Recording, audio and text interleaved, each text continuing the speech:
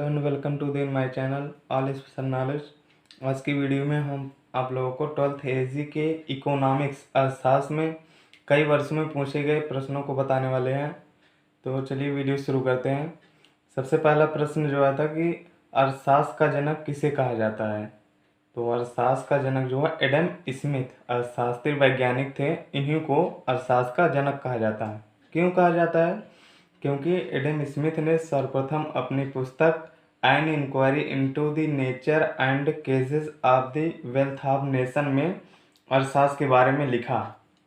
यही पहले वैज्ञानिक थे जिन्होंने अपनी इस पुस्तक में अर्थशास्त्र के बारे में लिखा था। तो इन्हीं को ही अर्थशास्त्र का जनक कहा जाता है। और इन्होंने क्या लिखा था उस पुस्तक में कि अर्थशास्त्र जो है धन का विज्ञान है, मतलब economics is the science of wealth. किसने लिखा? तो एडम स्मिथ ने जो है पहली बार लिखा था अर्थशास्त्र के बारे में, इसीलिए इनको जो है अर्थशास्त्र का जनक कहा जाता है। तो दूसरा क्वेश्चन जो है, अर्थशास्त्र धन का विज्ञान है, या परिभाषा किसने दी? तो अर्थशास्त्र जो है धन का विज्ञान है, यहाँ पर जैसे बताया गया है कि एडम स्मिथ ने ही बताया था कि अर्थशास्त्र जो है धन का विज्ञान है। तो इसीलिए यह परिभाषा एडम स्मिथ ने दी है कि अर्थशास्त्र जो है धन का विज्ञान है। तो अगला क्वेश्चन जो है, द प्रिंसिपल्स ऑफ इकोनॉमिक्स के लेखक हैं। तो कौन लेखक है? मार्शल अर्थशास्त्री वैज्ञानिक थे जिन्होंने द प्रिंसिपल्स ऑफ इकोनॉमिक्स पुस्तक लिखे थे। अगला क्वेश्चन जो है, अर्थशास्त्र की बुनियाद किस अर्थशास्त्री ने डाली? मतलब अर्थशास्त्र जो है सबसे पहले अर्थशास्त्र के बारे में किसने बताया? तो एडम स्मिथ ने ही, जैसे कि पहले बताया गया है। तो कौन वैज्ञानिक है? Adam Smith. तो अगला क्वेश्चन जो है, कल्याण पर आधारित अर्थशास्त्र की परिभाषा किसने दी? तो मार्शल ने क्या बताया था कि अर्थशास्त्र में मनुष्य के भौतिक कल्याण का अध्ययन किया जाता है। तो इसीलिए मार्शल अर्थशास्त्री वैज्ञानिक थे जिन्होंने जो है अर्थशास्त्र को मानव के भौतिक कल्याण का अध्ययन बताया था। तो हम अगला क्वेश्चन देखते हैं। अगला क्वेश्चन जो है, अर्थशास्त्र के विभागों या भागों के नाम लिखिए। जो क्वेश्चन है कि इसमें अर्थशास्त्रों के विभागों या फिर भागों के नाम लिखिए कि अर्थशास्त्र के कितने विभाग हैं। तो अर्थशास्त्र के 5 विभाग हैं। कौन कौन से हैं? पहला आपका उपभोग है, दूसरा उत्पादन है, तीसरा विनिमय है, चौथा वितरण है, और पांचवा जो है राजस्व या लोक वित्त है। तो ये आपके 5 विभाग हैं अर्थशास्त्र के। तो हमें जानना होगा कि उपभोग क्या है। उपभोग कौन सी चीज़ है? तो जो है मनुष्य की आवश्यकताओं की पूर्ति के लिए आर्थिक वस्तुओं का प्रयोग, जो या फिर मनुष्य के द्वारा मतलब मनुष्य को जो आवश्यकता है वह उन आवश्यकताओं की पूर्ति के लिए वस्तुओं का प्रयोग करेगा, तो वही उपभोग है, यानी वस्तुओं का प्रयोग ही उपभोग है। उत्पादन क्या है? उत्पादन जो किसी नई वस्तु का निर्माण करना ही उत्पादन होता है। विनिमय क्या है? विनिमय जो है 2 पक्षों के बीच वस्तुओं तथा सेवाओं का हस्तांतरण, मतलब 2 पक्ष हैं उनके बीच वस्तुओं का लेन देन ही विनिमय होता है। वितरण क्या है? संयुक्त उत्पत्ति को उत्पादन के विभिन्न उपादानों में बांटना। उपादान का मतलब होता है यहाँ पर साधन। तो संयुक्त उत्पत्ति का मतलब जो पूरा उत्पादन हुआ है वह उसको जो है विभिन्न उपादानों यानी साधनों में बांटना, मतलब कि होता है कि किसके द्वारा जो है उत्पादन हुआ है उनमें जो है उत्पादन को या संयुक्त उत्पत्ति को बांटना। तो यहाँ पर बताया गया संयुक्त उत्पत्ति को उत्पादन के विभिन्न उपादानों में बांटना ही वितरण होता है। उपादान का मतलब साधन। तो जो पूरा उत्पत्ति हुई है वह किन साधनों से हुई है उनमें जो है बांटना ही आपका वितरण होता है। और अगला जो है आपका राजस्व या लोकवित्त।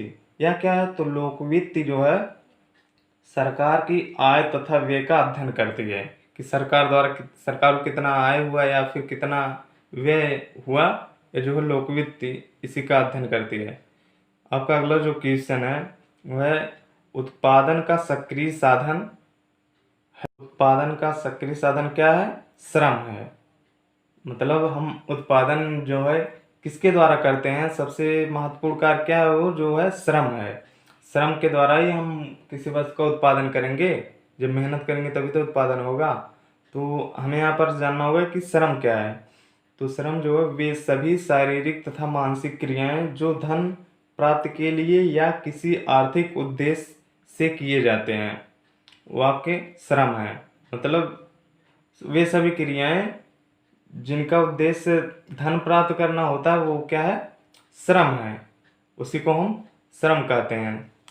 तो अगला क्वेश्चन देखते हैं। अगला क्वेश्चन जो है, आधुनिक युग में उत्पत्ति यानी उत्पादन के कितने साधन होते हैं। मतलब जो हम उत्पादन करेंगे उसमें किस किस चीज़ की ज़रूरत होती है, कौन कौन से साधन मतलब प्रयोग होते हैं। तो सबसे पहले क्या होता है कि उत्पादन के कितने साधन, तो 5 साधन हैं। कौन कौन से हैं? पहला आपका भूमि है, दूसरा श्रम है, तीसरा पूंजी, चौथा आपका संगठन है, पांचवा आपका उद्यम है। ये जो है पांचों साधन जिनके द्वारा उत्पादन होता है। तो हम जानते हैं कि भूमि क्या है। अर्थशास्त्र में भूमि को क्या कहा गया है, इसी के बारे में बताते हैं कि भूमि जो है वे सभी प्राकृतिक संसाधन जो प्रकृति की ओर से मनुष्य को पृथ्वी तल पर, उसके नीचे तथा उसके ऊपर निःशुल्क प्राप्त होते हैं। मतलब भूमि वही है जो है जिसे जो है प्रकृति ने हमें निःशुल्क उपहार के रूप में दिया है। और श्रम के बारे में हमने अभी बताया था कि वे सभी मानसिक तथा शारीरिक क्रियाएं जिनका उद्देश्य धन प्राप्त करना होता है, श्रम होता है। पूंजी क्या है? पूंजी वही है जो हमें और अधिक धन उत्पन्न करने में सहायक होती है। पूंजी वही है जिसके द्वारा हम और अधिक धन प्राप्त कर सके, वही पूंजी है। संगठन क्या है? तो संगठन जो है उत्पादन कार्य का निरीक्षण करता है। संगठन जो होता है कई लोगों का समूह होगा। तो संगठन जो है उत्पादन जो हो रहा है उसका निरीक्षण करना, यही है। उद्यम क्या है? तो उद्यम जो है किसी उत्पादन कार्य में निहित जोखिम उठाने के कार्य को ही उद्यम कहते हैं। उद्यम का मतलब वही होता है कि अब कोई भी उत्पादन हो रहा है, उस मतलब उसमें हानि होगा या लाभ होगा, उसी को हम जोखिम उठाना कहते हैं। तो कोई भी उत्पादन कार्य होगा उसमें जो जोखिम उठाता है वही जो है उद्यम होता है। अगला क्वेश्चन जो है, उत्पादन के किन्हीं 2 साधनों के नाम लिखिए। तो उत्पादन के किन्हीं 2 साधन, यहाँ पर हमने बताया है कि उत्पादन के कितने साधन है, 5 साधन के बारे में यहाँ पर हमने बताया। तो इसमें से हम कोई सा भी लिख देते हैं। तो उत्पादन के 2 साधन भूमि और श्रम हो गए हैं। तो हम अगला क्वेश्चन देखते हैं।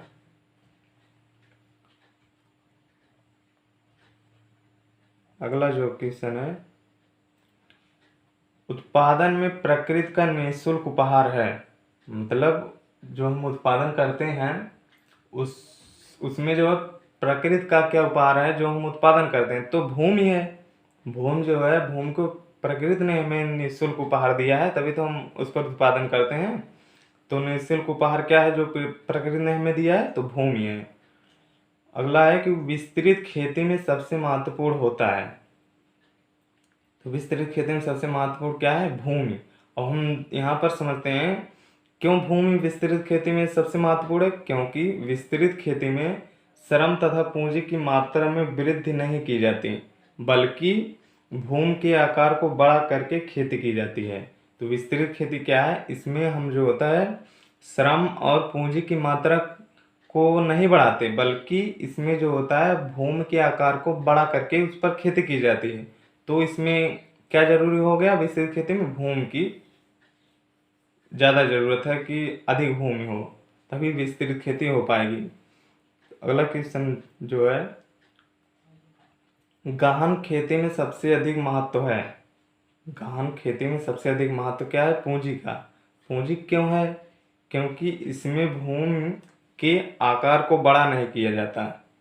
विस्तृत खेती में क्या था कि उसमें भूमि के आकार को बड़ा किया जाता है, इसमें जो होता है भूमि के आकार को बड़ा नहीं किया जाता, बल्कि श्रम और पूंजी की मात्रा में वृद्धि करके उत्पादन को बढ़ाया जाता है।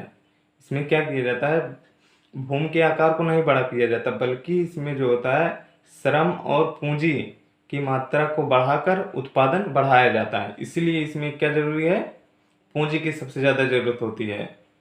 तो ये सब आपके इकोनॉमिक्स में क्वेश्चन आ चुके हैं, इसीलिए ये सब इम्पोर्टेंट है। मिलते हैं नेक्स्ट वीडियो में।